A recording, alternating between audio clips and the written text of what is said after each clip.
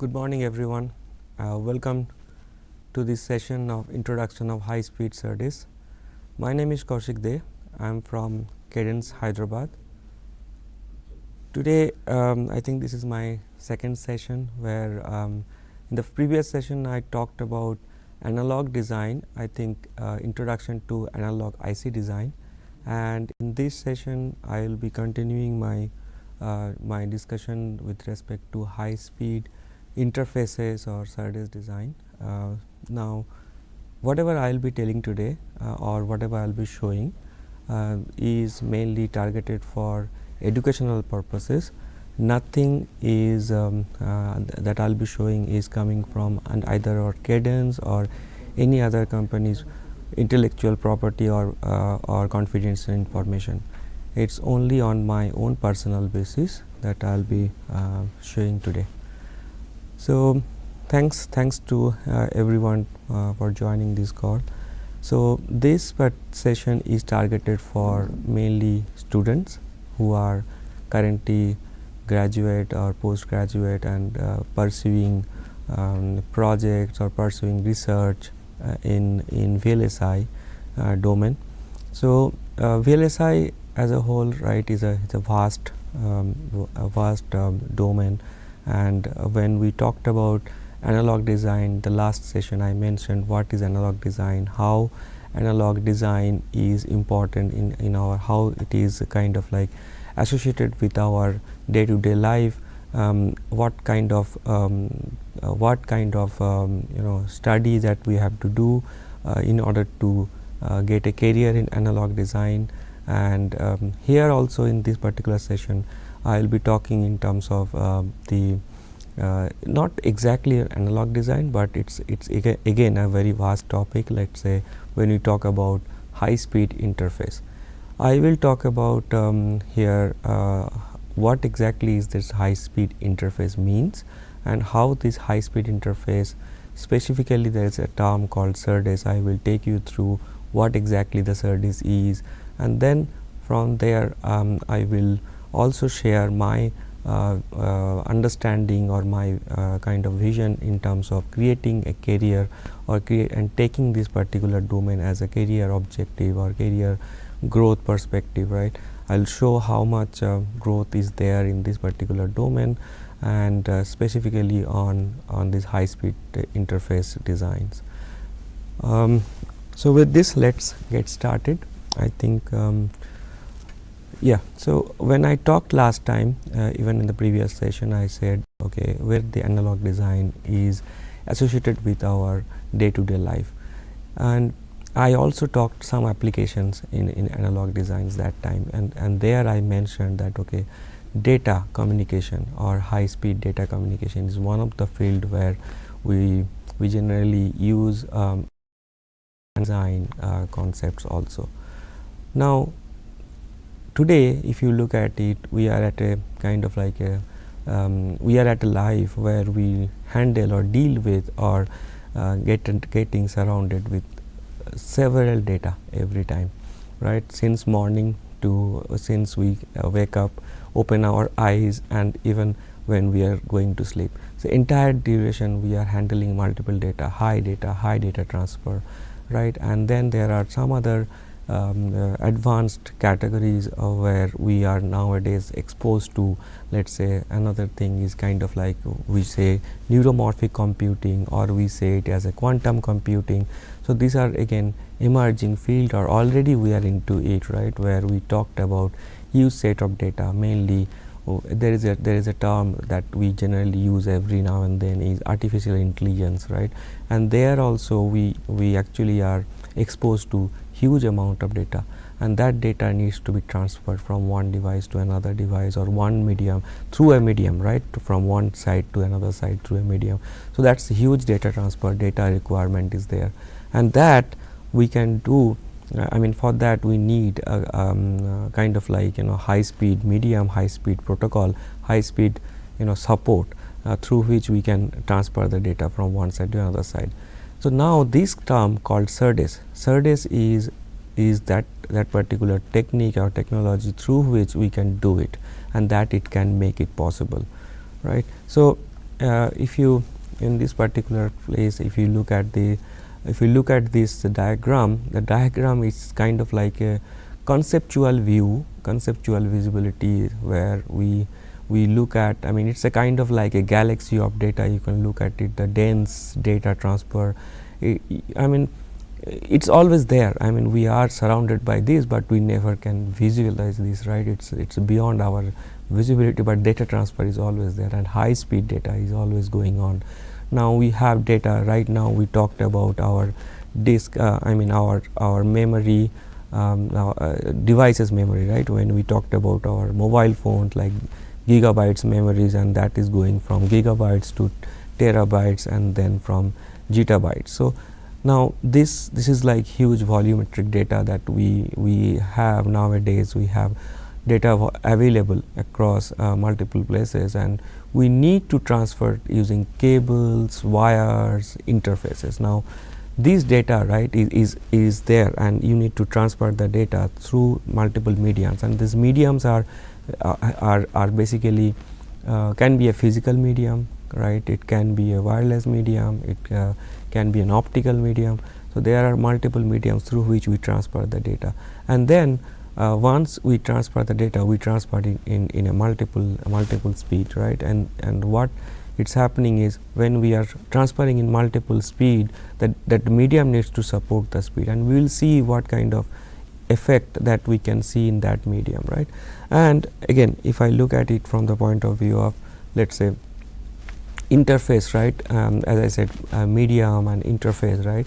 There are several protocols that we generally we talked every now and then, and these protocols, if you look at currently in what I am trying to share here, is very much high level understanding of these interface protocols. Now what is protocol, right? So if you look at protocols, there we are talking about protocols. Protocols is nothing but a kind of rule or regulation, or let's say when an army of soldiers goes, right, I mean, they have a protocol that they follow, or everywhere we follow, I mean, in a kind of like a structured manner. When we talked about, right, there are protocol in our work area, there are protocol in our personal lives, there are protocol. Knowingly, unknowingly, we have to follow the protocols to make a better better outcome or better efficiency. So here also, when we do data transfer, we follow a protocol, and this protocol has been derived through some consortium body, right, and they derive what kind of protocol, what particular case or application or media can use, right. So that's how the protocols have been evaluated, first have been introduced, and then these protocols are going from generation to generation, right. From initial generation, the protocol started maybe for a lower speed, and then as we move, right, that protocol remains, the name remains same, but generations are getting improved from or advanced from one generation to another generation. So if you look at it, there are several protocols, and we take some name for some specific application. Now I2C and SPI, as it's shown here, right, these are basically used for device to device wired communication purpose. Let's say when the data is transferring from into a, let's say you have a sensor network, right, there are several sensors placed maybe in a kind of like in an agricultural field. You have sensors placed in multiple locations in that field, right, and then you want to measure the physical quantity through the sensors. Maybe that there can be how much water is there in that particular cultivation area, right, in that particular area, and then you want to, and all the sensors are placed in that particular overall the cultivation area or the agricultural lands, right. Now this communication between all those sensors, and then finally coming the information into a kind of a central location, and then controlling the water content or water flow into that overall agriculture field, right. It's getting done using a controlled sensor network, right? And those kind of cases generally you can use SPI, I2C, or any other kind of interface. Now SPI is again kind of a little bit high speed interface. You see there are RS-332. RS-332 is generally we see in our computers or the CPU's backside that there are some kind of, you can see there are some kind of ports, and those ports are having some pins on those ports. Those are called RS-232 port protocol. I mean that through that port whatever data transfer is happening, that is following this RS-232. USB is again, we know about USB, we talk about it, USB ports in multiple devices. Then PCIe is a peripheral component interface express protocol. This is used in our let's say motherboard, where we have the processor and the and there are some kind of let's say display the video processor versus the maybe some other component inside the computer. There are that's PCI is used. Ethernet is another one. Ethernet we generally use for internet. Let's say when we have our Wi-Fi connections, we have the internet connectivity from one device to another device. We use this protocol called Ethernet. Now if you look at it, and obviously there is memory bus, like memory for memory transfer like DDR and then LPDDR, double rate. Actually this is like basically LPDDR is like again a low power version of the DDR. Then GDDR is graphics DDR. So this is basically for memory data transfer, where a large set of data is getting transferred from the memory to the processor and then doing the required activity. Storage, eMMC, SATA, they are used for storage. Cable media, through the cable media whatever the data is transferred, getting transferred using the USB and HDMI. We know about HDMI is generally if you can currently in all these televisions at the back side we see HDMI cable, and that cable we use and connect it to another device, maybe where we use the set-top boxes and all, right. Through that the display content will come and in a very high definition quality. So high definition is again like you have a huge amount of data, and then when you transfer the data, right, you need to make sure that data transfers properly. There is no as such any issues in terms of data contamination or data loss, right. So that's why I mean all these interface protocols are used in multiple applications. So then what kind of I mean all this interface talks about.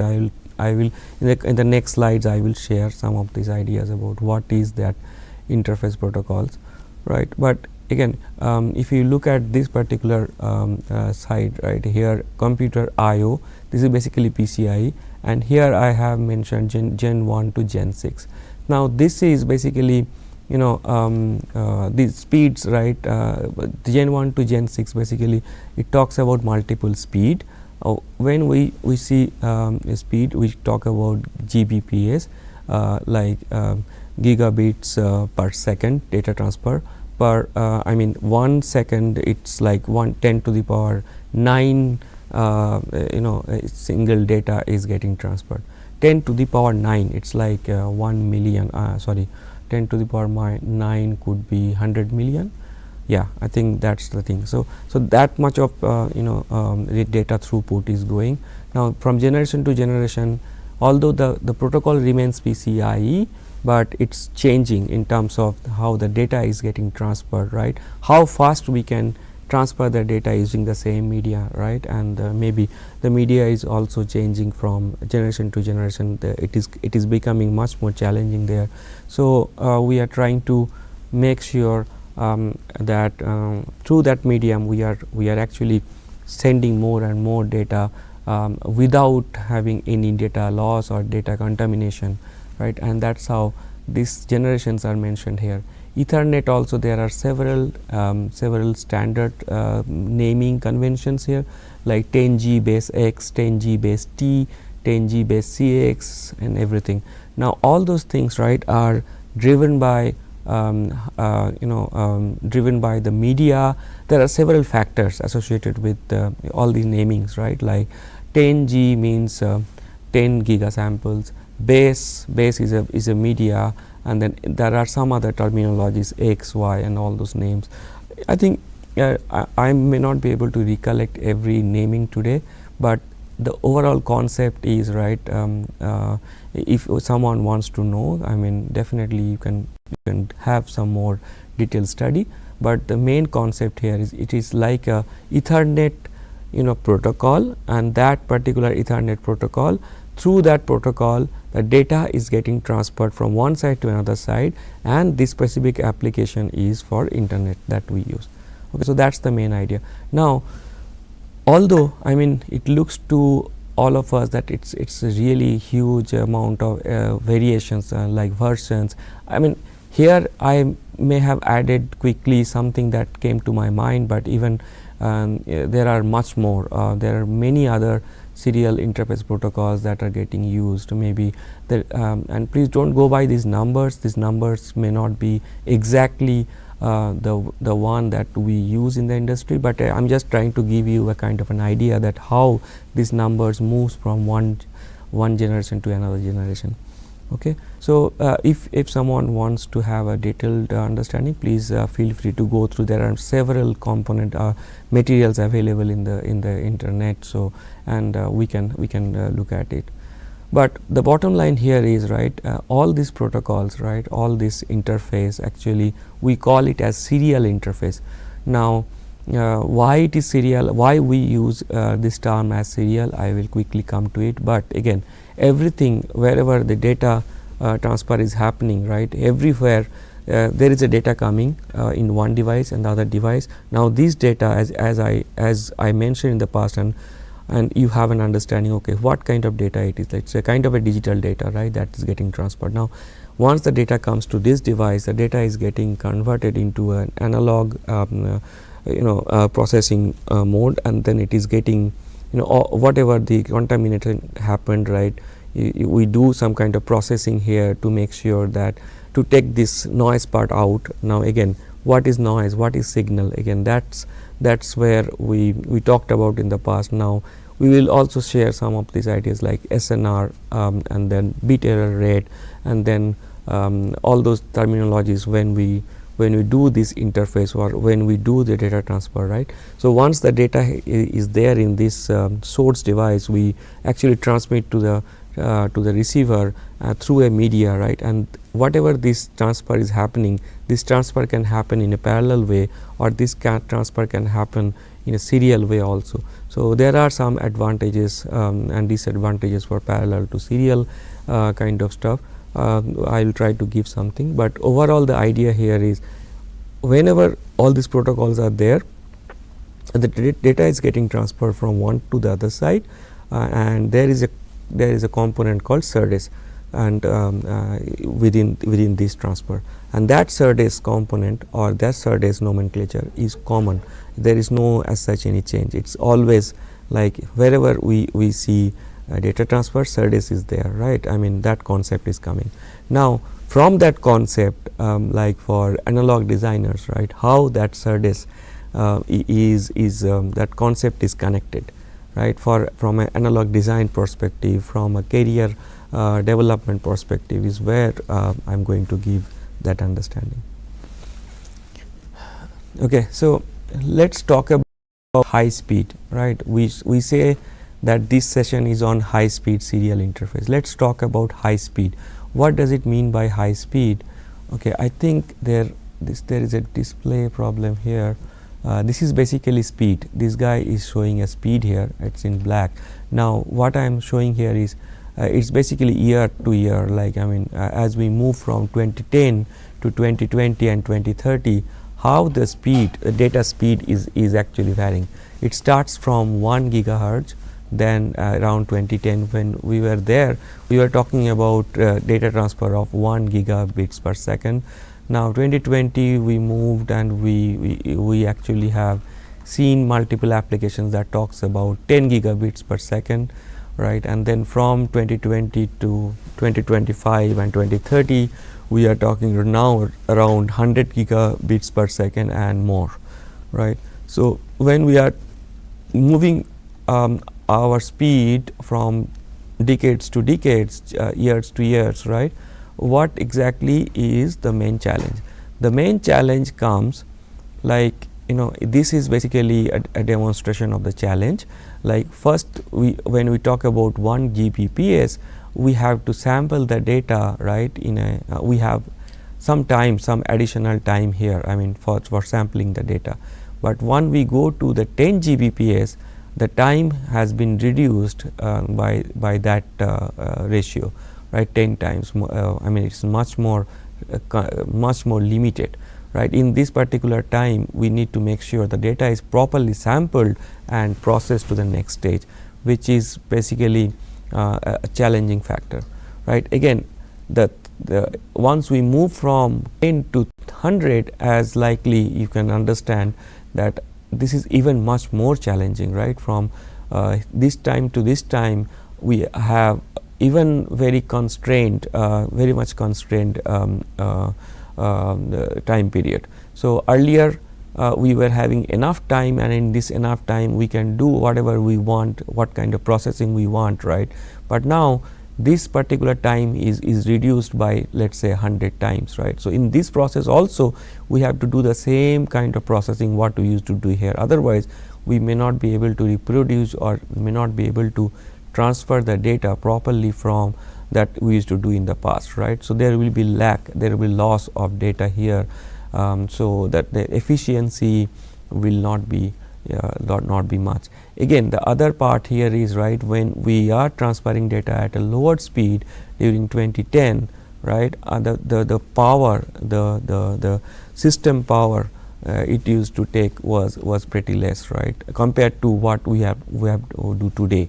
Today, if we have to transfer the entire data in a smaller duration and do the processing, same processing we used to do earlier, we definitely have to increase a lot of power. But again, if you look at it, it's actually contradicts with respect to our current need, right? We are talking about cost effective, we are talking about applications, or our devices to last longer and our devices to give more power backup, right? We will just charge for one time and it will last forever, right? For, let's say, more time, not forever though, but let's say I don't want to charge my device every now and then, right? So but if you look at the data transfer, right, I mean, we are now looking for higher data transfer, HD content transfer, and we want to see everything in a large volume, right? We want to enjoy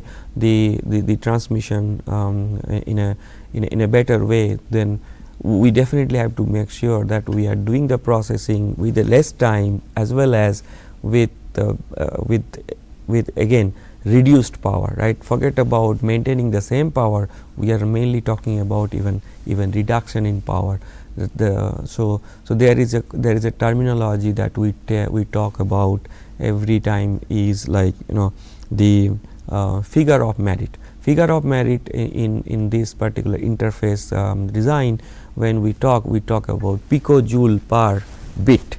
Now picojoule is a kind of an energy, the energy measure. Now how much power we consume, right, to transfer 1 bit, right, is a kind of like a figure of merit for our design. Now this particular number, as we go from one generation to another generation, as speed increases, right, we are making sure that this particular number is also going down, right? So if you look at today, right, there are PCIe, as I said, peripheral component interface. There are PCIe, when we talk about right now 112 gigabits per second PCIe Gen 6, and there are some numbers of, if you look at some of the research material or some of the latest IEEE publications material, you can see that the number is around 20, 25 picojoule, and even some other publications where people are doing more research and trying to reduce the number, right? They are quoting around 10, 12, such kind of numbers like picojoule per bits, right? So this is where the attention is going, right? I want to make sure my bit error rate is excellent. I don't want to get my data lost in between when I'm going for higher data transfer. At the same time, I'm maintaining or making sure that my power consumption, my battery doesn't dries so fast. I need to make sure my battery maintains its power for a longer duration. So that's how this kind of like design challenges are there, right? So I will talk about it in some more details, but I will gradually go there.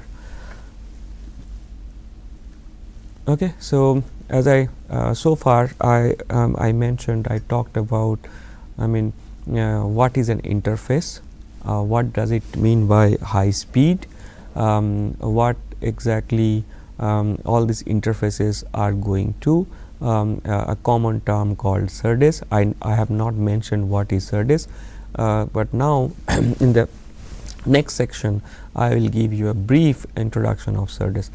I think majority of the folks who have interest towards, let's say, electronics, VLSI may have already come across this term called Serdes, but for a wider audience, right, I would like to give that particular understanding of what exactly is Serdes, right. Remember, this we are talking about physical data transfer in a physical media, right, and that media can be anything, can be like physical media, optical media, or any other media that we see nowadays, right, or maybe a PCB stress, that where data goes. PCB is printed circuit board. Generally you see it into your devices. If you open up all this PCB sitting, and there are several stresses that you can see. Okay. Yeah, so now let's look at this diagram. This is just a representative diagram that talks about that actually take us to the Serdes, right. So parallel link, right. So parallel link, there are, if you look at it, there are parallel data traces shown on a PCB, and all these components are electronics components, like they are maybe some processors, maybe some display units, or some other purpose, like maybe some capacitors are captured, or maybe some transistors, or some audio codecs, or some other applications for this particular case, right.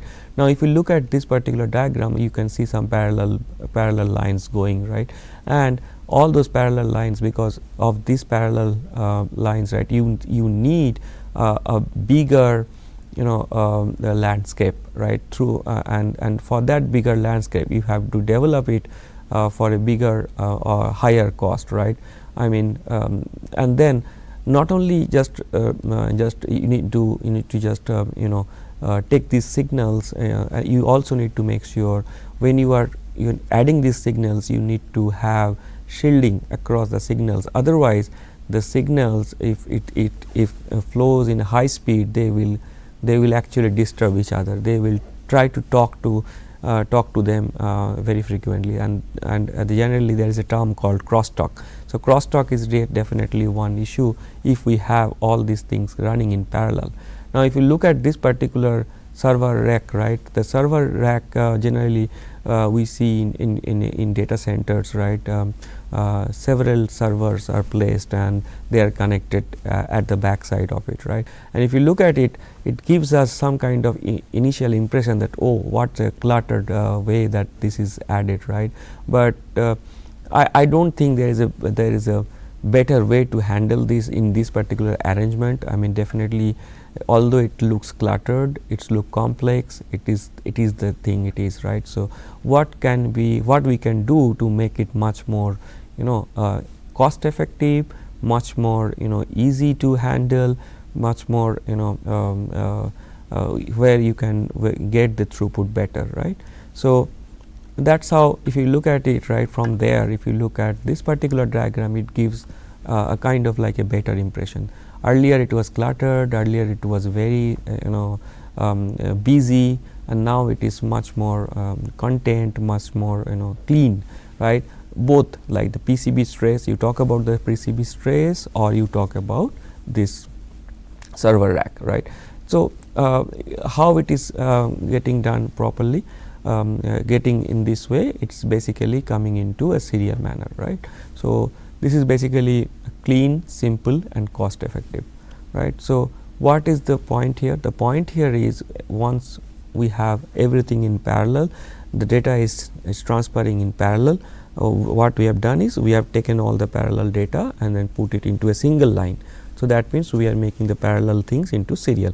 So that's called parallel to serial conversion, right? So from there we are talking about Serdes. Serdes means like replace all wires with one single wire is what we are talking about Serdes. Here if you look at this diagram, there are multiple stresses of lines. These lines are actually transferring data from one side to another side, right? So now one side means like here you have high speed data, again you have high speed data here, again you have high speed data here, and all this data is actually transferred from here to here using the same channel, and the channel is actually instantiated multiple times. Now this is basically, if you want to do that, it is costly because you have to add multiple channels.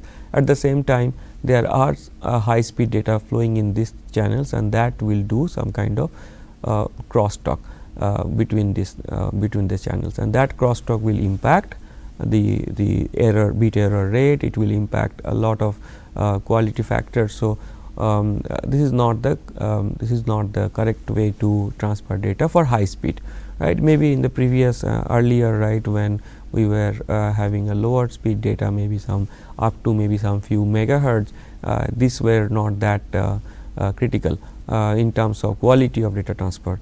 Cost were always there, but I am not talking about cost. If the cost is manageable, but still the quality of outcome, right? If you move from megahertz to gigahertz to terahertz, right, definitely this is not at all a solution.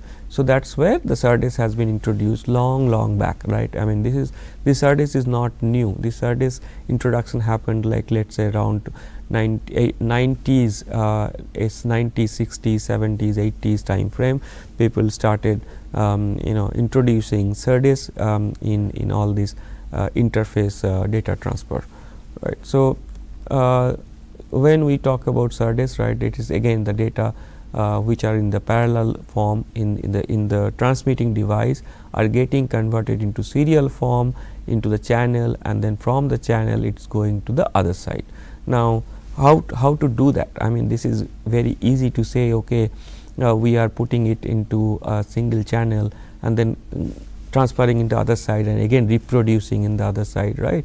But again the question here is, if I do it in this fashion, like earlier the data was going independently in a specific speed, right? Now you are clubbing everything together into this channel. So that means this channel is actually now having a data which is much higher, which is much higher. The speed of the data is much higher. The throughput of the data is much higher. So it's basically you are muxing. So I'm talking about mux and demux, right? So you are muxing all this data. Mux means getting all the data in a time multiplexed manner, like you have the data going from I mean a larger data, right? I mean higher lower speed data or a lower or a wider dimension data in the time domain, right? And then you club everything together and then put it in the channel. So that means the channel is actually having a data which is much faster. I'll show about it what exactly the challenge there is.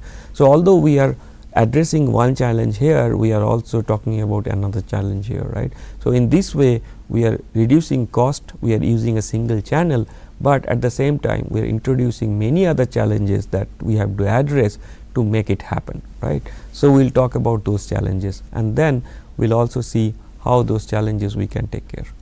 Okay, so why Serdes is important? Serdes is important for reduction in number of wires, reduction in crosstalk, simple and cost effective, right. So this is a very much a well known diagram that I got in the internet, and I put it here. Now if you look at it, right, this data, the color coding is showing how this data in parallel is getting into serial, and from serial to parallel again, right. And then again the same thing shown here. It's basically both the diagram are showing the same concept through which we do the serialization and parallelization. So parallel to serial, and again serial to parallel. So that's how we are talking about it. And then when we are doing all these operations, we have to make sure this data is coming here without an error. It's not like if this 0 is here, it can be 1 here, or it's a 0 is here, it can be 1 here. It's not like that. So here you have, let's say, a total 10 bits or 8 bits, right. These 8 bits, if it is going around, let's say 1 gigahertz rate, right, this particular channel will actually should be running at 8 gigahertz level, right. So then we have to look at whether this channel is capable of doing it. If not, then what we have to do, what we have to make sure to address, right. So that's one thing which we generally take care before and after, right, doing the data transfer, right. So we know the channel is which is known to us. It's not an unknown thing. We know that its characteristic, we understand how the channel behaves, and accordingly we take some kind of, we do some kind of processing, right, in this range, right, in this particular block, which we do some processing in this block and finally get the data out, right. So overall, guys, if you look at it today, we are talking about data transfer, high speed data transfer, high speed interface, and we have entered into a concept called Serdes, right. Now this Serdes, right, this is the basically serialization, parallel, serial, parallel. This is the entire concept of Serdes. Now we will go to gradually we will go to the next sections, and we will see that what are the challenges coming in this particular arrangement, right. How we can basically address those challenges, right. Okay, so here I have given, okay, this is not visible here. I actually have given the the 𝗧𝗧 where from I have taken it. So again, this is as I said, this is pretty much intended for our understanding, educational purpose. Nothing is confidential here. So this particular diagram, right, we talked about so far what exactly is Serdes, right. And now in this diagram you can suddenly think that, okay, how this diagram is mapped, right. I mean, we have shown some kind of protocols, we have seen some kind of concept called serial to parallel. Now where this particular diagram is linked, so let me give you some thought process. So now here we are talking about the Ethernet, right. Remember, I have shown you a protocol called Ethernet. Now here we are talking about that particular protocol called Ethernet. In that protocol we see that there are multiple layers like data link, physical layer, and the medium. Now this medium is the physical or maybe the wireless medium, or maybe the optical medium, or it can be any other medium, right, through which the data transfers. Now there are some component in it, right, in the physical layer. PCS, physical medium, basically physical coding sublayer, and then PMA talks about the physical medium attachment, and the PMD is physical medium dependent particular layer. So these three layers constitute the phi layer. Phi means physical layer through which we actually process the data, right. And then the PMA is the serializer and deserializer, right, where we do that operation I just have shown you, right. And then we definitely has a clock recovery there. Clock recovery meaning every data that we process, we need a clock. Without a clock it is not possible to process any data. We need a reference, right, and that is the clock reference.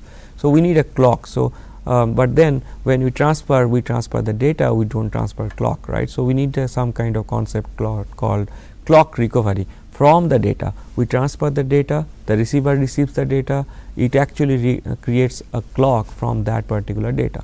So that's called clock recovery.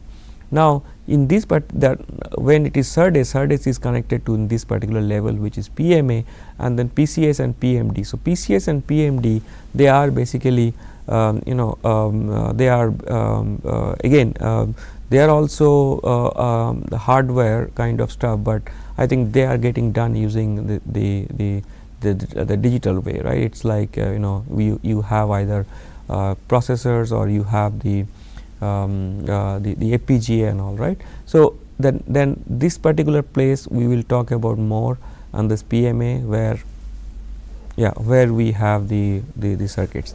Yeah, I see there is a phone. Please. Hello. Hi. Sir, my name is Veena, sir. Hi, Veena. Sir, I have a question. Yeah, please. Why is Serdes technology important for high-speed data transfer? Yeah. Okay. Anything else? No, nothing. Okay. No, Serdes, as I said, right, high-speed data transfer. For high-speed data transfer, you can do the transfer using a parallel combination. Let's say you have 10 bits, and you transferring the 10 bits right from source to destination. You can have it in parallel form, like all the data can go in parallel, but then I have shown you that if you do it in parallel form, there are some challenges. You cannot increase the speed to a level and then finally reproduce the data in the termination, right.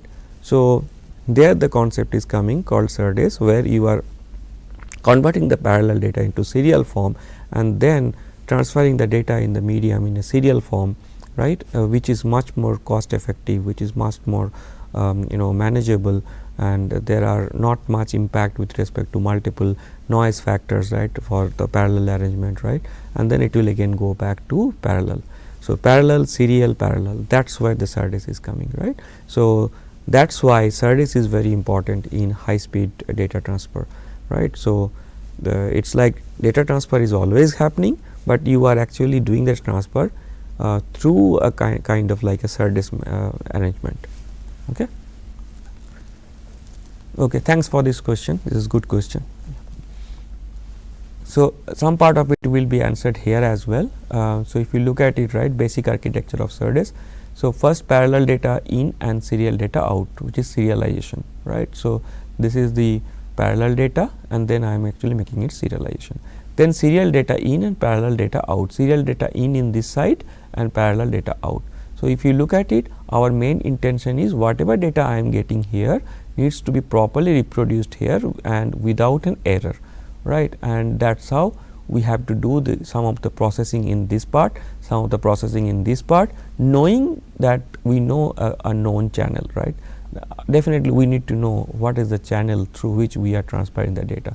So, knowing the behavior of the channel, we can transfer the data in this way, like instead of transferring the data like this using 10 different wires or 10 different channels, right. I am using the same channel, I am using a single channel here, and then I am transferring the data from here to here using this concept called Serdes. Now, if you look at it, now if you have a data of 1 gigahertz, right, which is 1 nanosecond duration data, that 1 gigahertz data, when it is transferred into this channel, this data will become 10 gigahertz, right. So, here the channel needs to support the 10 gigahertz, that must, right.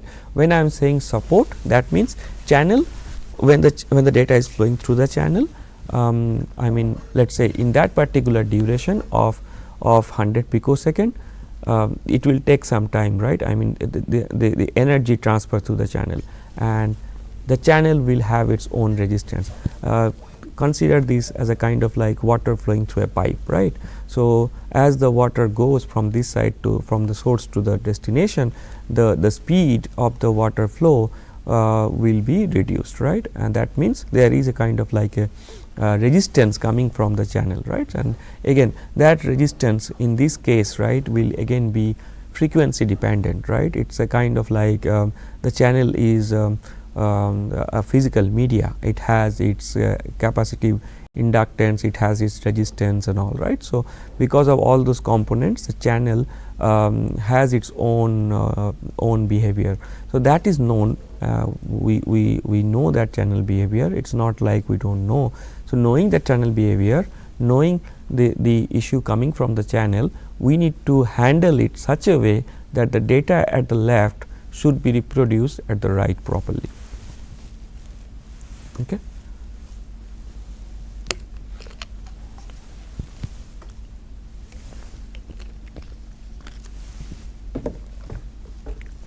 Okay.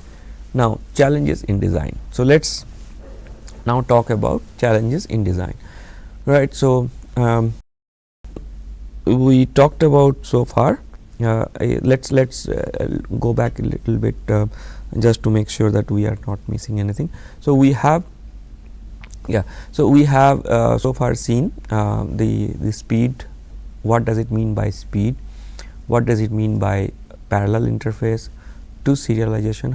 Why we should be doing serialization, and then we slightly or very high level talked about the challenges. Now, we will go through these challenges in some more detail, right, and then gradually we will go to the with the challenges we will go to the subcomponents of the Serdes, like what are the subcomponents. But again, just to remind or probably just to connect to the audience in a better way. So, in this particular session I will be giving then high level overview of all those concepts, right, and how those concepts are actually going towards in the industry, how we see those concepts and how this particular domain can be of much interest of the students community, researchers community, and what kind of research that we can do and how we can make it much make this particular domain much more useful for us, right. And again, in the industry also I see there is a requirement of this skill set, right, of like Serdes design, right. Now, I will take you through that overview, but then for your larger interest, if you want to do further study, there are several documentation, several well documented materials available in the internet, right. So, you can definitely go through all of them. There are very good slides, very good presentations, very good audio, video, AV recordings available throughout. But again, the idea here is, right, there is a scope, there is a huge demand, and going forward the demand will continue to be there. So, I will share some of them. Okay. Let us go through the challenges.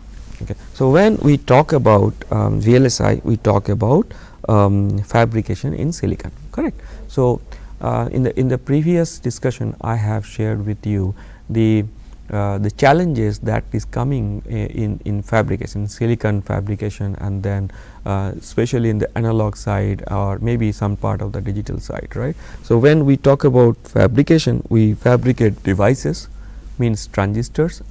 We also fabricate the interconnects, right. Interconnects means the connections from one transistor to another transistor, the data or the signal should flow, right, the electrons should flow, right. So, then that particular connection is through some metal routings, right. Now, that is called interconnect.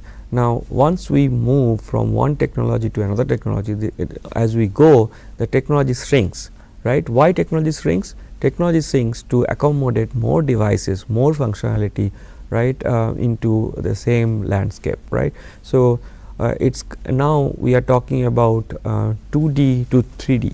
3D means like as we see, like using the same landscape, but again having more and more structures there, more and more accommodation there, right. So, that is where we are seeing all multi-storied nowadays, right. So, where we have the 3D structures, right. So, there also right now we are talking about the 3D structures, right. We are fabricating our devices on silicon using 3D technologies, right, and that is where the challenge is coming. Now, as we move on from technology to technology, as we fabricate our devices in silicon, right, our technology we see that the delay again, why we are talking about delay? We are talking about delay because we are talking about high speed, because if the delay is not getting controlled, we cannot achieve high speed, right. Delay, speed versus delay is like delay is 1 upon speed, right, 1 by speed, right. So, that is where this delay is coming into the picture. So, now as we move from process technology, as this process technology scales down, there is a bottleneck coming with respect to the interconnect delay. Interconnect means, as I said, the interconnect is the connections between one device to another device through some wires, right. These are the wires getting fabricated. There are multiple stacks of metals, right, metal level 1, level 2, and these levels are connected intermediately using vias, and that is where all these structures are, right. These are global interconnects on the top, and then the local interconnects at the bottom, and then for highly dense structures, right, all these interconnects are coming in, right. And what is happening because of all these interconnects in the lower structure, because of the denseness, right, these interconnect resistive components or the interconnect resistance is also increasing, right. And on top of that, the main problem that we are seeing here is the decoupling, coupling between the one connection, one interconnect to another interconnect, right, overlapping or overlap coupling capacitors, right. These are basically impacting a lot in terms of the overall throughput of the data transfer. So, because of this, we need to make sure that we are taking care of this interconnect delay when we are manufacturing the devices on silicon. Now, earlier at the beginning there were use of aluminum, which was good enough for a speed purpose, right. But now aluminum has been replaced with copper. Copper is much better in terms of interconnect resistivity, and we get higher speed through copper. So, now in the fabrication technology, widely used material is copper. Some places we can see use of gold as an interconnect, but that as we all know that gold is precious and it is actually is costly, but the advantage of gold is like applications such as, let us say, space or automotive, where we are talking about corrosion, right, and the high high extreme kind of conditions, right, where those cases, generally very limited cases, we use gold as a interconnect material, but widely used material is copper. So, when we use copper, we actually deposit copper like dielectric edge, like this is all on a silicon, right. We have dielectric, we have the base, we have dielectric, we deposit copper, and then we clean the copper from the top. This is the steps through which the manufacturing happened, copper interconnect manufacturing, and then this is basically creating a lot of concern when we proceed, right. So, apart from these interconnect challenges, right, the generic challenges that we face here is basically signal integrity, high speed, thermal management. Thermal management is another point here that we also discussed in the past. Okay, when there is a energy transfer happens from one to the other side, right, there is a lot of heat getting generated, right, and once we have heat generated, right, then it actually impacts device performance, right. So, in order to avoid device degradation or performance degradation, we need to make sure we go through a thermal management process. Now, thermal management process is nothing, but we need to make sure that if there is some heat getting generated, there are some kind of heat dissipation mechanism by adding some heat sinks and all, but that basically happens for power devices.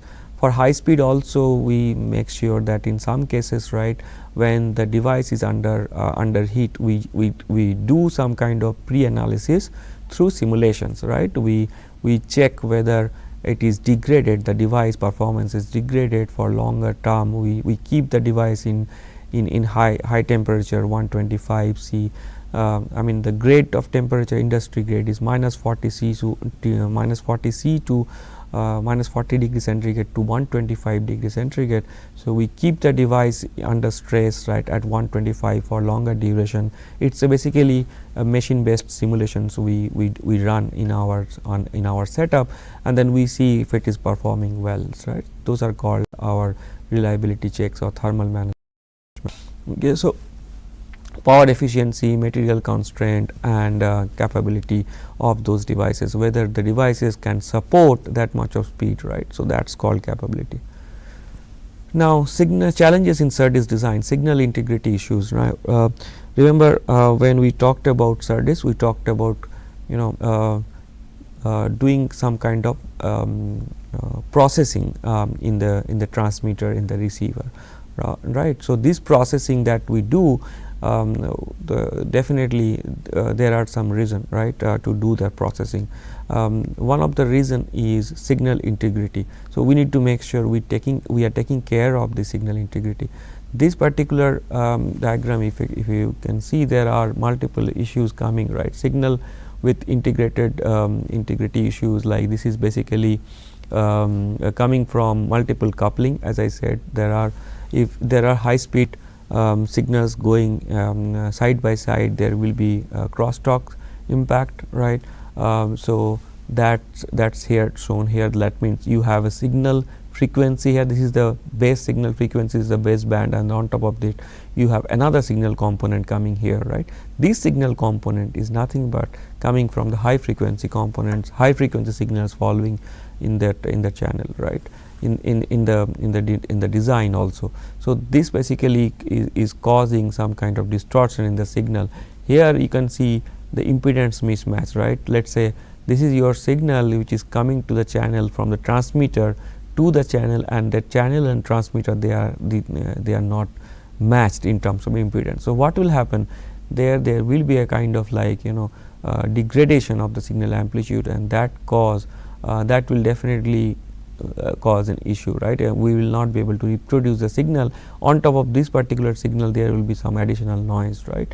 So those noise will be impacting. Now all those things will always happen, and these components will be much more complex and much more prominent as we go in the higher speed, right? So if you see, that's just a demonstration here where this particular signal is basically improved integrity, right? I mean, here you have the signal integrity issues, but then it is basically improved, and this signal integrity is been improved using some filtering or using some mechanism that is used either in the transmitter side or in the device side.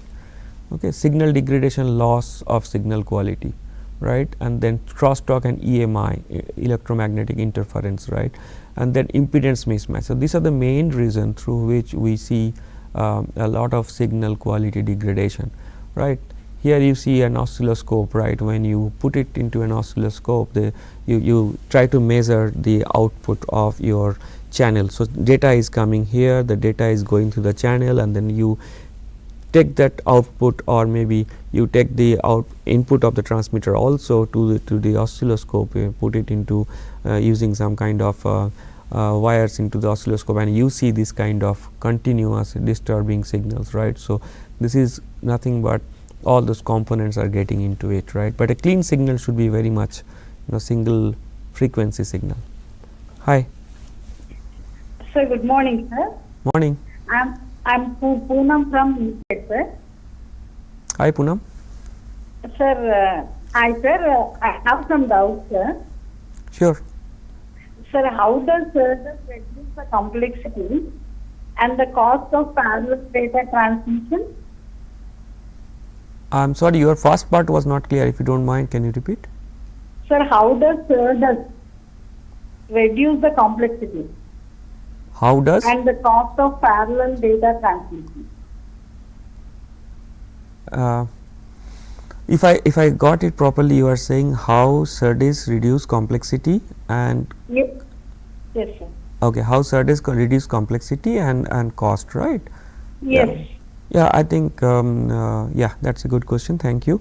So Serdes definitely helps us to reduce cost, because once we do a parallel data transfer, right? As I said, you need, let's say there are 10 bits data transfer. If it is 2 bits, right, the cost may not be that effective. But if it is more, right, 10 bits or maybe more than 10 bits data transfer, right? So you need 10 parallel channel, right? So in that case, you have to lay down those 10 parallel channels in your PCB or in your system, right? Which definitely takes a bigger area, right? A bigger landscape of the PCB. And again, if the data rate is more, right, you have to definitely make sure that you take care of all those effect of crosstalk, right. You need to space those tracks a bit wider, right. Otherwise these tracks, right, which are parallel will talk to each other in a more frequently. Now if you space it out, again you need to make sure you are keeping that keeping a bigger area in your PCB, which means your end product or your end application will be bigger. Now we are talking about miniaturization, right. We are talking about everything coming to a single place, right. We are, as we move on, that's the main idea, right. So earlier, you remember, we used to use USB 3.0, I mean earlier USB 2 and all, where your USB port used to be this big, right. Now we have a smaller port, right, for USB, and there also and that's advanced version of it, right. So what is happening here, we are actually earlier the cost of this USB were this particular USB cables were higher, but now as we move on, we see that the cost of these USB communication channels, right, and the USB devices, they are getting reduced. So how it is getting reduced? By using those Serdes only, right. Whereas so that's the concept basically. So you can get much more better cost when you come from parallel to serial. Okay. I hope that address your question, Poonam. Moving forward, so challenges in Serdes power consumption. So I think I talked about this part a bit and in earlier slides, where we talked about the picojoule per bits, right. So that's again power consumption is always there. I mean, as we move on the speed, we need more power to perform the same operation in the same time duration. Okay. So definitely increased switching loss, higher frequency means more power consumption, dynamic power dissipation, faster transition results in higher energy, thermal management, right. So so this is another challenge, as I said, that okay, once you move once you do a processing in high speed, you need to make sure that you are actually consuming more power to obtain that high speed. But again, our end product or our end application does not want it, right. It's not definitely, if you do in this way, no one will take your solution, because it takes more battery, it drains the battery faster.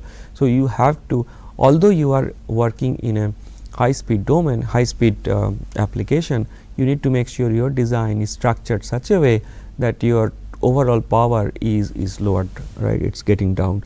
There are some techniques to handle this, but as you move from one technology to another technology, as you move from higher technology to lower technology, this is become more dominant, right. Because once you as I have shown you, right, the interconnect, right, the interconnect will have a lot of additional capacitance and inductance, right, which are the parasitics, right. So those parasitics, capacitance and inductance will always be there, and in order to transfer the energy in a high speed, those capacitance and capacitance will need some extra charge. So you have to consume that charge. But there are some circuit techniques, there are multiple research going on that line to handle this particular issue. Okay. Clock data recovery challenges. This is another problem here, because right now what I have shown you is we are only transferring data, right. One side you have a system which is called transmitter. Transmitter means you are taking the parallel data, making it in serial, and in order to do that you need a clock, right. So with respect to a clock, you use that clock and then do that parallel to serial conversion, right. Now this clock, right, it's a kind of like it's not going as a separate clock to the other side, right. The channel only takes the data. Now how to get that particular clock, and without that clock, again in the receiver end, it is very hard for you, or it is quite impossible for you to generate the same pattern, right, in a pretty much synchronous way.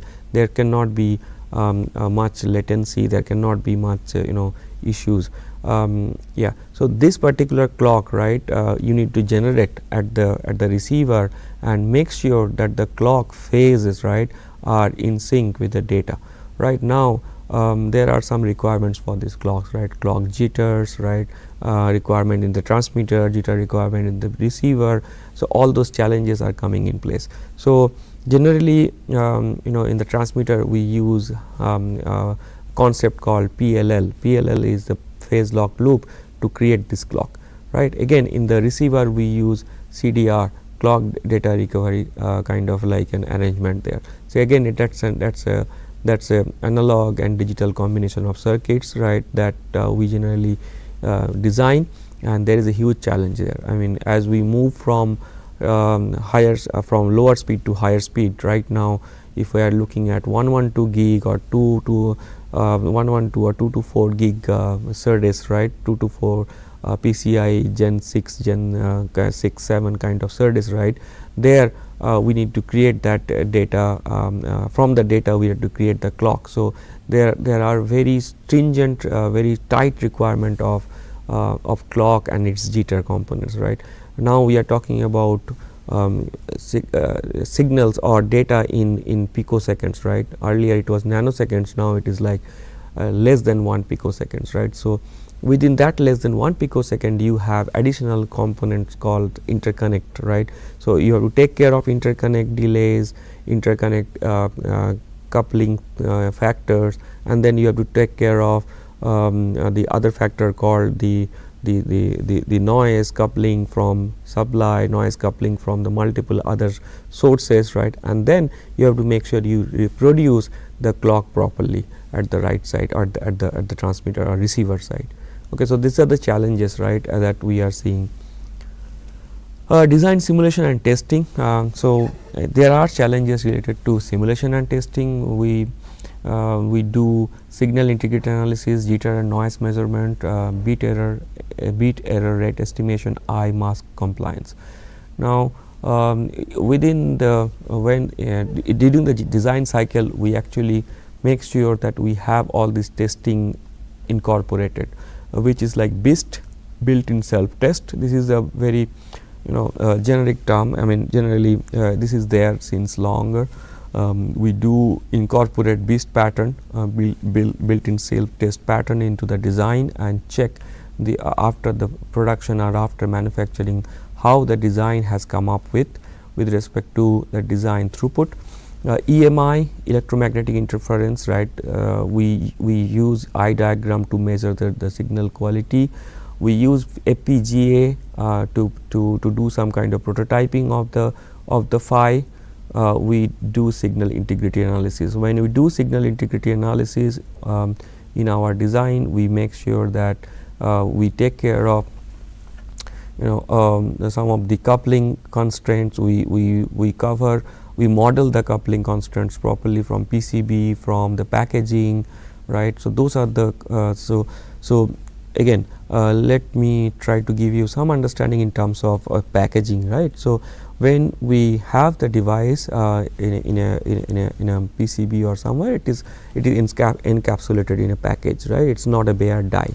So die is getting the signal pads, right, the signal bumps, right. We call it as bumps, right. So the signal bump, the power bumps are getting actually connected to the package bump. So now in this case there are some kind of connections happening, and these connections should be very much that's what the material availability makes sense, right. What kind of material is used, what is the length of that bump, right. It depends on the package type. There are several package type. It's like a normal package or a flip chip package, meaning the die is there and the package just come and then attach, getting touched, right. So it's like a flip chip package or a normal package, right, where you have a wired connection from the die bump to the package bump, right. So this particular additional components, right, will have its additional impedance, right. It's like inductance, capacitance, all those factors are coming. Now for high speed, these factors are like much more critical. Low speed we don't care much, because anyway load speed cap is off, inductor is shorted, and all those stuff. But then the high speed, we have a huge amount of impedance coming for this, and that will attenuate the signal when the signal is moving from the die to the pad. Okay. Built-in self-test, generally we incorporate built-in self-test kind of pattern, and then this is the circuit under test, BIST controller, pattern generator. We add those pattern to the circuit, and the circuit will provide something, some outcome, and this outcome will go to the signal analyzer, and we will see whether the circuit, internal circuits, the patterns are properly taken care. That means the circuit health is good here, right. Eye diagram is another way, right. So, for signal integrity, we would like to see how what is the health of this eye, right. What is an eye? I mean, you can look at multiple such eye diagrams, but the eye diagrams talks about the health of the media, right. Let's say, or when the data is getting transferred from transmitter to the receiver through the media, the signal has to go, the signal energy has to transfer properly. There should be pretty much good matching, and then the other factors, right, that will be incorporated. All those signal integrity factors I have shown. So, by looking at, I mean, because of all those factors together, we want to see what is the quality of that particular signal at the transmitter, at the end of the receiver, at the input of the receiver, and the output of the receiver. So, what we do, we continuously provide a signal and then try to measure its like reflection pattern also. So, that means there is a signal here, there is a signal here, and then this signal interacts in some points, and then there is an eye opening here, an eye amplitude, and eye height, and eye length, right, width. So, overall this width, length, height, and amplitude, right, it gives us a kind of like an understanding of the attenuation issues, the signal integrity issues. If the eye is open, that means it's good actually. An open eye diagram in Serdes signifies minimal design signal degradation and high data integrity, right. The right side image is actually an eye image for an advanced Serdes. This is a kind of like non-return to zero NRZ Serdes. They may be the higher, the initial, or maybe the not that I mean, the PCI may be Gen 3, 4 best kind of Serdes, or maybe USB Serdes kind of eye diagram. But the right side we talk about PAM4 best, right. We'll come to that in a short while. Okay, but just to make sure, it's a quick time check. I think we are only having another 45 minutes. So, quickly take you through this and then go to the other section faster. So, open your a better world. So, this is the tagline here. Key components. So, key components, as we know here, that we generally do parallel data to serial data to parallel. So, what are the key components? Obviously, we need a serializer and then a transmitter. Now, the transmitter, as I said, right, in order for the energy to transfer properly through the channel, there is no attenuation. We need to make sure that there is an impedance matching here. Now, the channel impedance, and it's basically 50 ohm channel that we need to make sure that the impedance is matched here, like the transmitter impedance is also matched with the channel. Now, on the other side we have a RX. Now, this RX is the receiver end. Now, once there are some internal component of RX, meaning once the data is coming here, that data needs to be properly, transferred. The energy needs to be properly transferred to the RX, and there will be some kind of contamination here in this channel. We need to repair that particular data. So, there are some other blocks in this RX, and then finally from the RX, once we amplitude the data, we will put it into a digital deserializer. Serializer, deserializer are of the kind of like a digital kind of circuits, whereas TX and RX are analog kind of circuits, where we do the processing more linear way, right.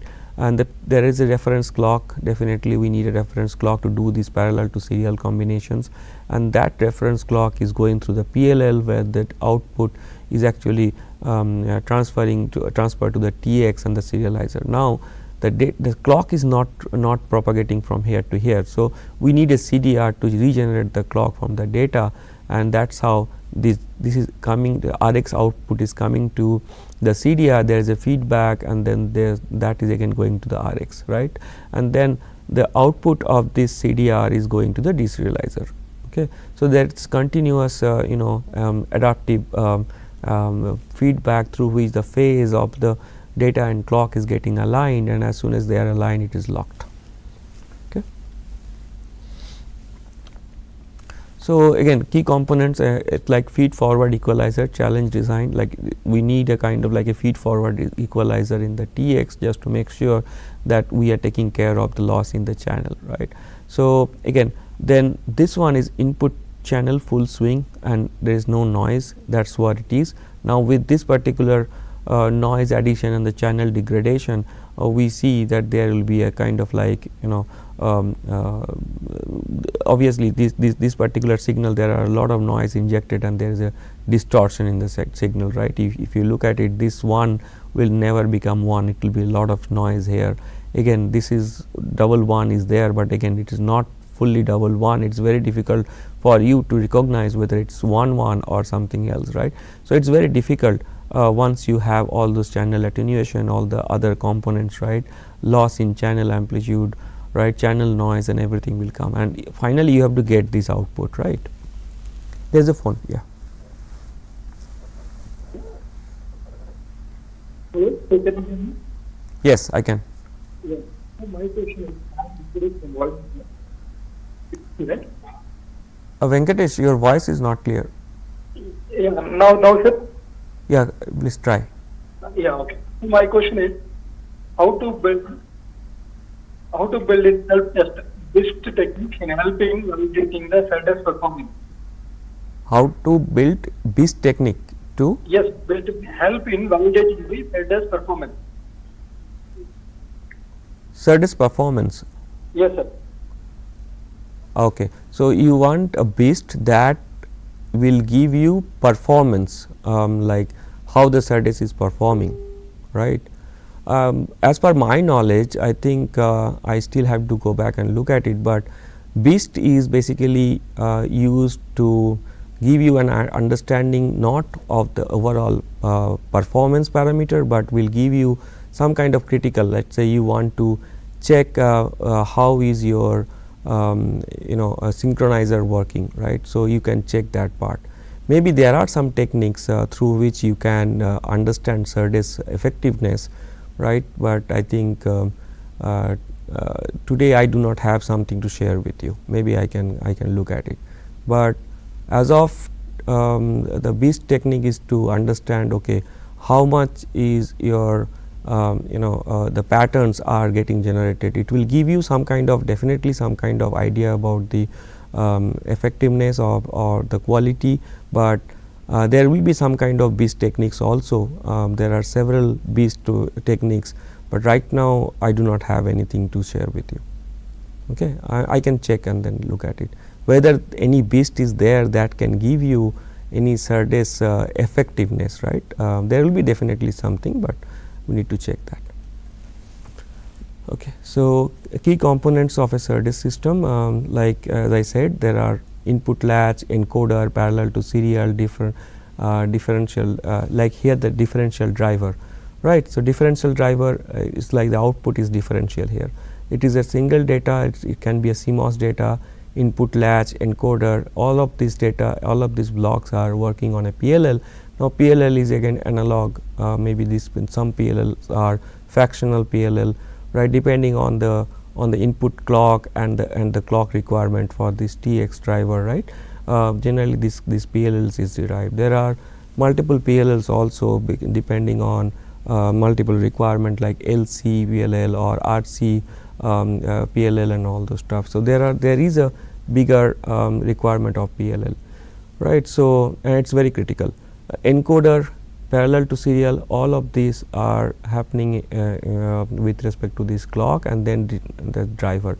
Now, this driver is can be a voltage mode driver or current mode driver, right, depending on the application. There are multiple ways to look at this driver. Now, there can be again a differential driver or single ended driver. For all these advanced Serdes, we generally derive a differential driver and then inject the signal into the cable, right, into the media, which is differential non-return 0 NRZ signal, right. So, now this one the driver is again kind of like an analog driver, and we have multiple programmability in terms of driver impedance matching, right. So, you can have some kind of additional bits and then program that bits as you want for your design, and that programming happens generally at the initial product testing. Okay, so then the cable, and then finally from the cable the differential receiver and the clock data recovery. Obviously, that clock data recovery is must, because you need to make sure that you are doing a parallel serial to parallel combination using that clock, and then you have some decoder logic here, the data output, right. So, that data is now again parallel data. If you have 10-bit data here, again you are coming that 10-bit data here, and then you have a RC clock that is needed for the system. Serializer, yes, is one component is serializer.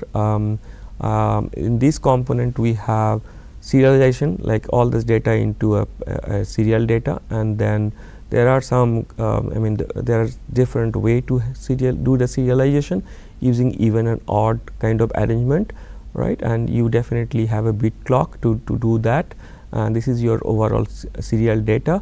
Now, if you look at it, there is a kind of like latency from the data here to the final data here, right. So, that latency we need to make sure that we are calculating and we are covering that latency when we are sending the data into the channel to the receiver. Okay. Deserializer is the part generally we use in the receiver. Now, if you look at here also, right, the deserializer output is actually there are some kind of signals on top of this main clock, the data signal, and this is basically coming from the clock coupling.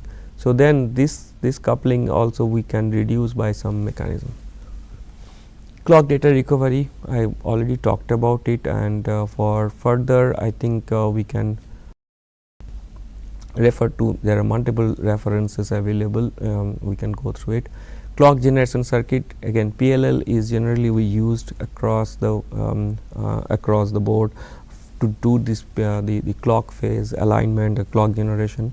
There are obviously multiple ways to implement the PLL, right, and the main challenge today is getting a low power, low area solution for the PLL, right. So, for high speed PLL, where we use LC based PLL for better linearity, LC means the inductor, it takes a bigger area and it has its own limitation to do proper modeling. So, those are the challenges that we face, and then we handle those challenges, right. So, for students and researchers, right, can look at all these challenges like creating a better PLL, right, creating a better power versus trade-offs kind of analysis of the PLL. You can look at what kind of PLLs are getting targeted for 224 gigabits per second Serdes and 112 gigabits per second Serdes, and then look at what are the challenges that we are seeing now and how those challenges can be mitigated, right. Maybe you can perform this using some mathematical modeling, using MATLAB or any other tools which are available, or you can do some kind of analysis using models and simulations, and definitely that will be much useful for you. So, this is one component where I think a lot of scope is still there. Equalizer, again this is one of the thing, again a very promising component that we use in Serdes as an equalization. Equalization is done I mean, there are multiple reasons to do equalization. One reason is that which is more predominant is equalizing the channel loss, because the channel has its own loss which is frequency dependent, right. So, once you get the signal at the receiver, it is actually attenuated. So, you want to make up for the loss, and then how you do that? Using some equalization technique. There are feed forward equalization technique, there are feedback equalization technique in transmitter and in receiver, and there are several other techniques through which we do precursor, postcursor mechanism, and then try to try to take the energy, distribute the energy throughout the entire duration, and then make sure the energy is not getting coupled to the other bits, right. One bit energy due to the channel channel attenuation, right, channel's impulse response attenuation, right, it is not getting overcrowded to the next bit, right. So, there are some kind of attenuation techniques, and here is again another big open area where people are still working, doing some research in terms of coming up with a better equalization techniques, right, and there is a huge scope. Marks and demarks, this is again pretty much we talk about, there are multiple ways also to do. I will not go in details of these marks and demarks, I will leave it to your personal interest to go through it. Okay, now emerging trends, right. Let us quickly look at the emerging trends, like where we are going. We already talked about all those like PAM4 or 224 gigabits per second kind of Serdes, which is let us say in PCI Gen 6 and beyond, right, PCI Gen 7 and beyond, right. And then we are also nowadays we are talking about chiplets. Chiplets is another technique where we do the communication from one chip to another chip, one die to another die, right. It is like it can be through a PCB, but again that is a different standard protocol, right, and which is nothing but UCIe, Universal Chiplet Interface Express. So, there also we talk about very high speed data communication, right. So, that is one of the challenge, one of the technology which we are investing a lot in terms of chiplet, right. In this particular plot, if you look at it, it's like showing the actual bandwidth versus the I/O bandwidth, right. So, the I/O bandwidth actually it doubles every 3 years, right, and we are in 2025. It's talked about like 256 gigabits per second, right, whereas this actual bandwidth is bit less, right. So, actual bandwidth probably in the year of 2025 it's actually like around 512 gigabits per second, right. So, this is the I/O bandwidth and the actual bandwidth. I beg your pardon. So, I/O bandwidth is much lesser than the actual bandwidth. Okay, so that's the challenge that we are actually facing every day. Although the actual bandwidth we have to attain 512, but we are restricted by the I/O bandwidth, right. So, so this is the progression that we have, and then PAM4 signaling is another one, right. So, as we move on from the speed, the I/O bandwidth is not that helping us. So, what we are doing is we are instead of having this amplitude from this big, right, we are distributing the amplitude in a 4 different level, right. So, this way we are able to deliver the data in a high speed, but obviously there are some catch over it, right. Like here, if you see that you have from one level to another level, and here the one level to another level, the height is higher, but the height is lower. So, we need to make sure that the signal versus noise, right, signal to noise ratio is very stringent here, whereas signal to noise ratio is very high here. So, then although PAM4 gives us flexibility to transfer higher speed data, but we need to also make sure that we are taking care of the signal to noise ratio properly. So, there are ways to handle. There is a big research going on this line. People are investing a lot to come up with better PAM4 signaling, better throughput, there are companies across the globe reporting every day a new benchmark number in terms of all these high-end Serdes. Yeah, so now if you look at it, I think some part of it we already discussed, right? Emerging trends. Process wise, from 1960s to 2020 and going on, we have seen process. So this process is semiconductor manufacturing process. So we started, I mean, we have seen it started with 75 micrometer process in 1958. I think it's like too early. None of us were present, were born at that point of time, probably, right? And then 1958 to 1971, right? It's like there is a progression of the process technology advancements. 10 micrometer, Intel introduced, and IBM introduced 1981 1.5, and then 1995 internal commercial use of the process at 0.35 and 350 nanometer in 1990s. And 90 maybe we were in the schools that time, so that there the VLSI was getting introduced very that point of time. This is like internet commercial usage. This is basically the milestone and usage basically. Now in 2000s 2007 time frame, we talked about smartphone that got introduced, iPhone Android 65 nanometer, 16 nanometer 2016. When we are talking about processors and a higher quality AI processors mainly, then AI is again that time it got introduced, and then 2019 5G and deploy in 2090, and then 5 nanometer, 3 nanometer, 2 nanometer.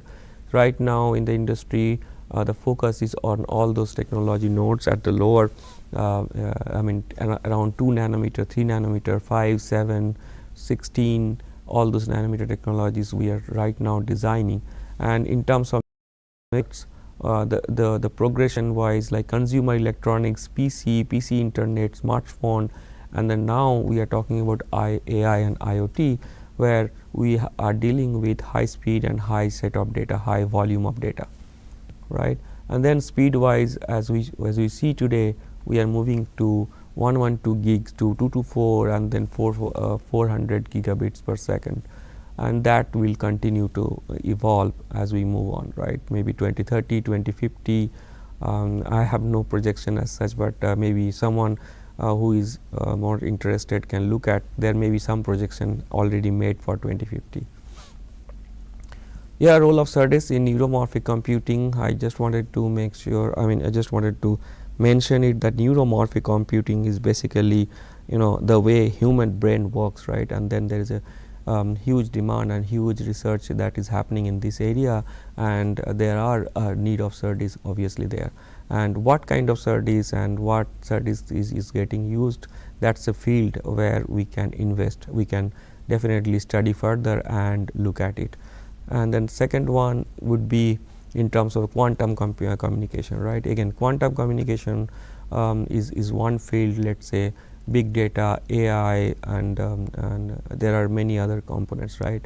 So all those things, right? Robotics is coming into the field, and where neuromorphic computing is one of the factor, right? One of the research area. So all this, right? All this like quantum computing or neuromorphic computation is big data, and big data transfer requirement is there.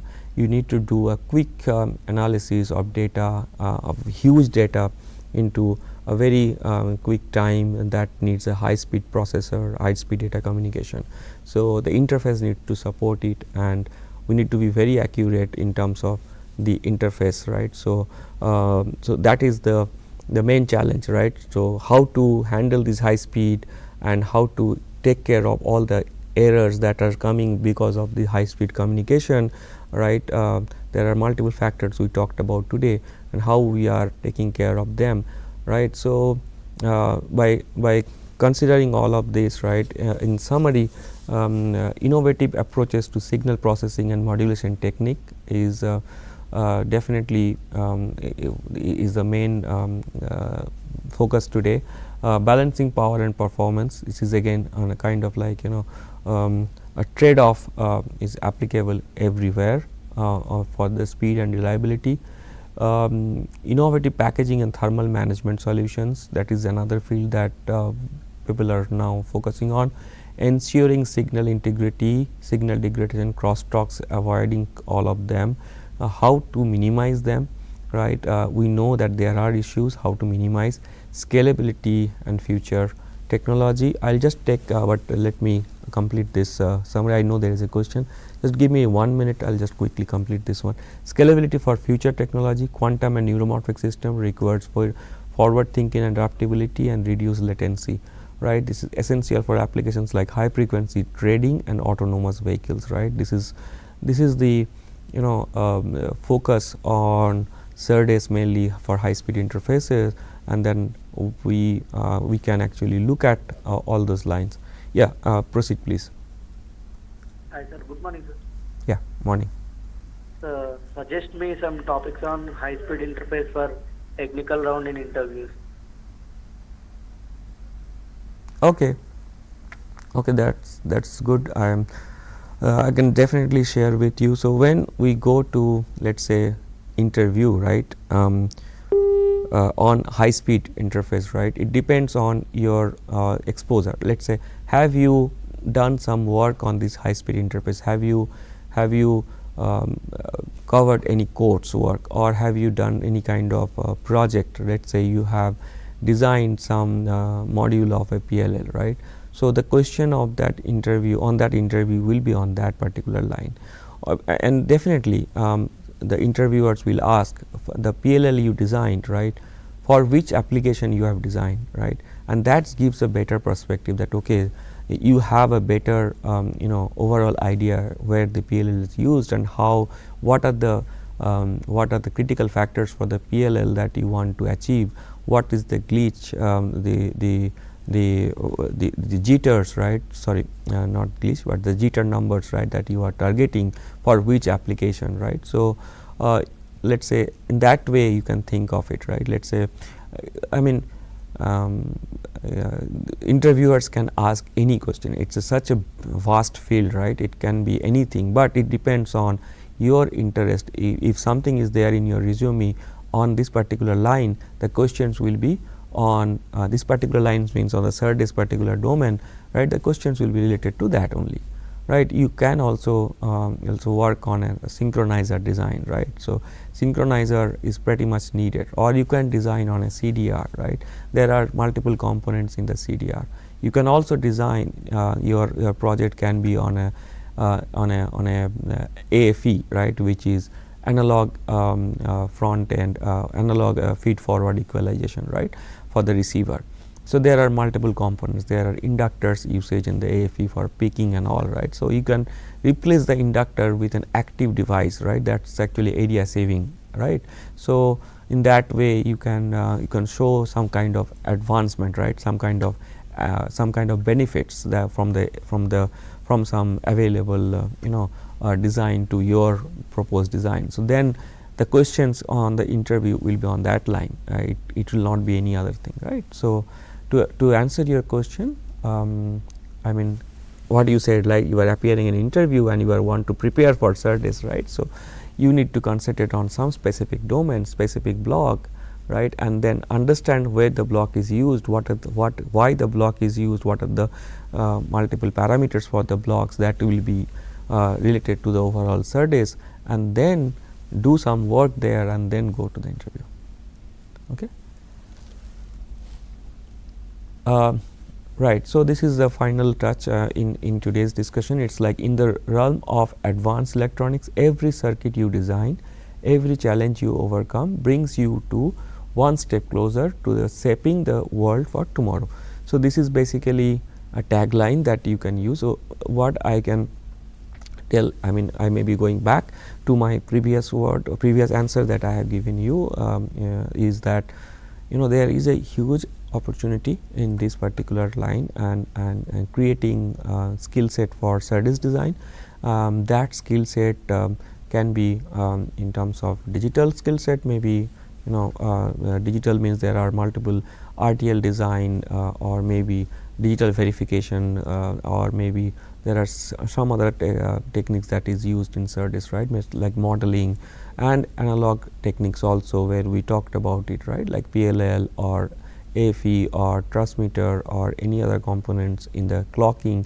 Yeah, so another thing could be the clocking, right. Again, clocking is a vast topic here. Clocking means like the clock structure, the clock, you have a clock and the clock is distributed throughout your transmitter or your receiver, which is like which takes a certain area, right. So, that clock will has to travel, the clock has to travel that particular distance, right, and then from one place to another place, right, we need to make sure the clock edges are in sync, right. We cannot obviously there will be delay, there will be some kind of skews between the clocks, and then we have to make sure that the data that is getting synced with the clock, right, is taking care of the skews, right. So, that is a big challenge, it is a huge challenge that we are facing when we are going from speed, right, from low speed to high speed. So, as a whole, right, Serdes itself is a huge ocean.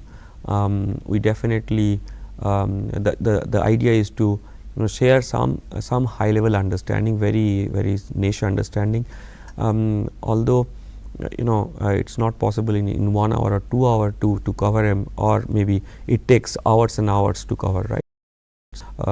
There are huge amount of materials available also. So, my suggestion for the student community or for the researcher would be to look at what to figure out very niche fields, right, very targeted problem statement and work on that problem statement, right, and then see if you can come up with something.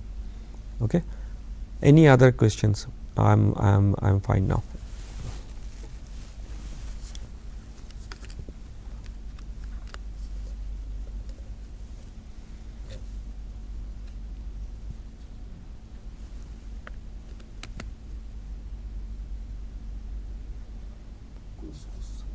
Okay. If there is no question, I think we are done for today. Thanks everyone, thanks for your time and attention. I hope this is useful, the discussion is useful, and for further reading please go through multiple materials available in the internet or any other place that you see, maybe your textbooks or any other places. Yeah, and the final the last suggestion would be, if you are interested in this line, I would request you to do some projects, do some internships on this particular topic, and create some kind of skill set and grow your skill set in this line. There is a huge demand of having an efficient Serdes designer in the industry, and this demand will keep on growing. Thanks everyone. If there is no other call, we can conclude. Thank you. Thanks.